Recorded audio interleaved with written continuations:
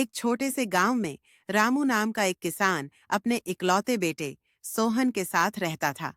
रामू बहुत मेहनती था और दिन रात खेतों में काम करता था ताकि अपने परिवार का पेट भर सके। सोहन एक शरारती और लापरवाह लड़का था। उसका पढ़ाई में मन नहीं लगता था और वह अक्सर गांव में घूमता फिरता या दोस्तों के साथ खेलता रहता था। रामू सोहन की इस आदत से बहुत परेशान था। वह अक्सर उसे समझाता कि पढ़ाई लिखाई कितनी जरूरी है और उसे अपना समय बर्बाद नहीं करना चाहिए।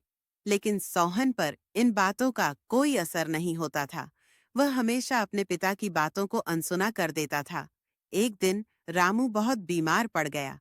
उसकी हालत इतनी खराब हो गई कि वह बिस्तर से उठ भी नहीं पा रहा था। घर में खाने पीने का सामान भी खत्म हो गया था। सोहन यह सब देखकर बहुत डर गया। उसने पहली बार अपने पिता को इस तरह बेस्पौमुश नहीं देखा था। उसे अपनी गलती का एहसास हुआ कि उसने अपने पिता की बातों को कभी गंभीरता से नहीं लिया और अपना समय व्यर्थ गंवाया। अब उसके पिता बीमार थे और घर चलाने वाला कोई नहीं था। सोहन ने फैसला किया कि अब वह बदलेगा। उसने अपने पिता की देखभाल करना शुरू कर दिया और साथ ही साथ खेतों में भी काम करने लगा। उसने दिन रात मेहनत की और अनाज उगाया। धीरे धीरे रामू की सेहत में सुधार होने लगा। जब रामू पूरी तरह से ठीक हो गया, तो उसने अपने बेटे में आए इस बदलाव को देखकर बहुत खुशी महसूस की। सोहन अब एक जिम्मेदार और मेहनती लड़का बन गया था। उसने समझ लिया था कि जीवन में शिक्षा और मेहनत का कितना महत्व है।